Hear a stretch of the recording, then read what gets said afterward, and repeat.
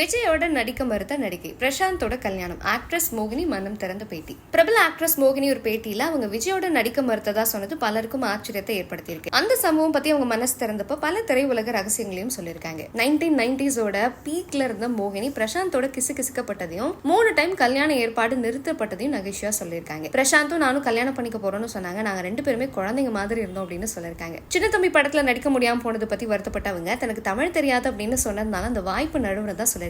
தமிழே தெரியாம எனக்கு தமிழ் வராதுன்னு சொன்னா போடுப்பா அந்த பொண்ணு சூப்பரா பேசுதுப்பா தமிழ்லன்னு சொல்லுவாங்கன்னு அந்த காலகட்டத்துல சொல்லிருக்காங்க. ரஜினிகாந்த், கமல்ஹாசன், விஜயகாந்த் மாதிரியான பல முன்னணி நடிகர்களோட நடிக்க முடியாம போனதையும் அவங்க ஒரு குறையா சொல்லிருக்காங்க. ரஜினி சார் கூட நடிக்க முடியலங்கிறது ஒரு குறை, விஜய் கூட நடிக்க முடியலங்கிறது இன்னொரு குறை அப்படின்னு சொல்லிருக்காங்க. கோயம்புத்தூர் மாப்பிள்ளை படத்துல ஷார்ட்ஸ் போடுற சீன்ல நடிக்க மாட்டேன் அப்படின்னு சொன்னதுனால அந்த சான்ஸ் போயிடுச்சு அப்படின்னு சொல்லிருக்காங்க. கண்மணி படத்துல தன்னோட விருப்பத்துக்கு மாற கிளாமரான சீன்ல நடிச்சதை பத்தியும் வருத்தம் தெரிவிச்சிருக்காங்க. அது மட்டும் இல்லாம தனக்கு ஒரு விஷயம் கிடைக்கணும் அப்படின்னா அது பின்னாடி தொங்க வேண்டிய அவசியம் இல்லை அப்படின்னு மோகினி சொல்லியிருக்காங்க. நமக்குன்னு ஆண்டவன் வச்சாருன்னா அது தானா வரும் அப்படின்றது அசைக்க முடியாத நம்பிக்கை. தமிழ் சினிமாவில் பெண்களுக்கு வாய்ப்பு கிடைக்கிறது அரிது அப்படின்னு சொல்லியிருக்காங்க மோகினி.